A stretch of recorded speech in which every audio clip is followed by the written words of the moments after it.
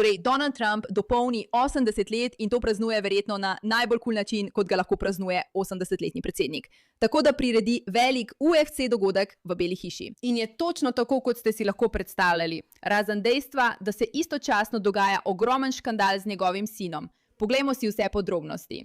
Ampak najprej si poglejmo najbolj cool prihod vseh časov.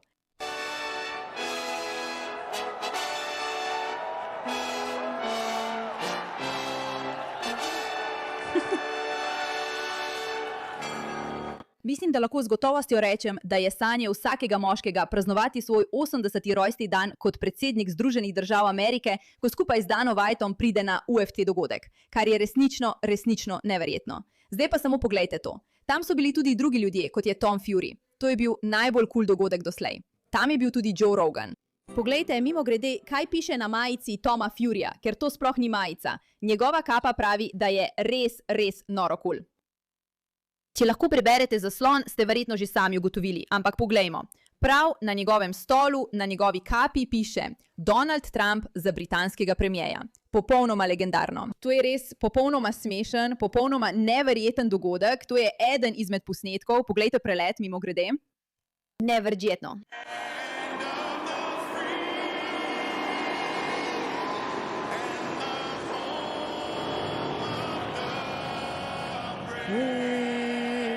Lahko samo povem, da je nekdo objavil ta tweet. Mislim, da moram to povedati. Ja, mora biti grozno, da se moraš pretvarjati, da si jezen zaradi tega. Mislim, poglej, kako lepo je to, kaj ne? Mislim, da je to res eden najlepših prizorov, ki jih lahko človek vidi in doživi v svojem življenju. Poglej to natančnost.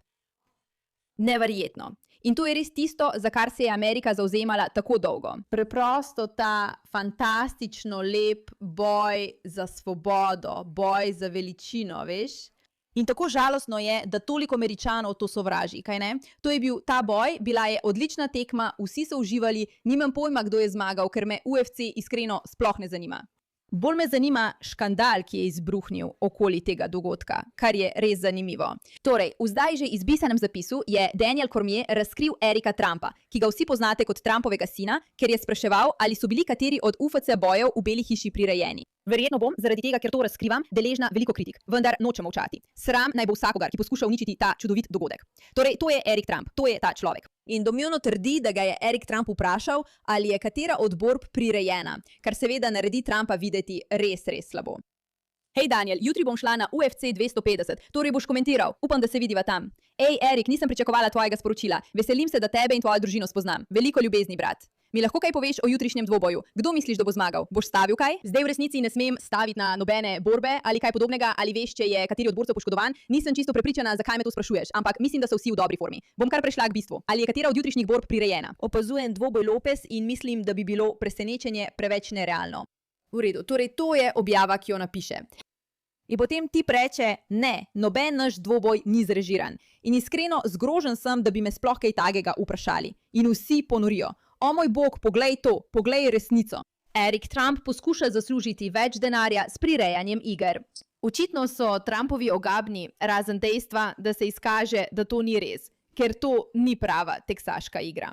Ponaredil jo je kriptoprevarant, ki je to objavil, da bi Trumpa prikazal v slabi luči. Velika novica in zdaj izbrisana objava nekdanjega MMA borca Daniela Cormierja, ki je objavil posnetke zaslona, na katerih Erik Trump poskuša dobiti notranje informacije o tem, ali so bili kateri od maga dvobojev v Beli hiši prirejeni, da bi lahko nezakonito zaslužil z njimi. Razkrije zasebna sporočila. In tukaj je, kaj se zgodi zdaj. V redu. Torej, ta tip je na to vdrt, vdrli so mu zaradi kriptoprevare. In Erik Trump objavi.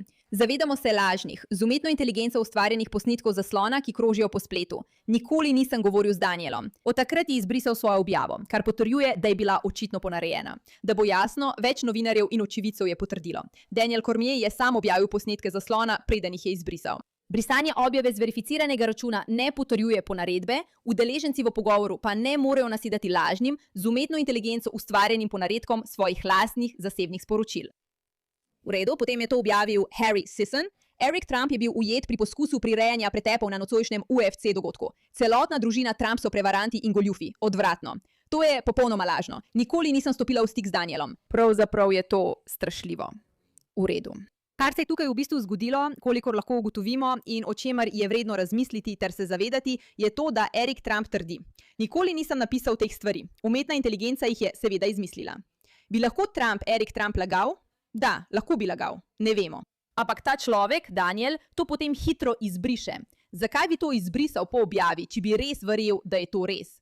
Če bi bili to njegovi pravi tviti, zakaj bi jih izbrisal? Zdaj so tu vsi teoretiki zarote, ki bodo rekli, da mu je Trump grozil.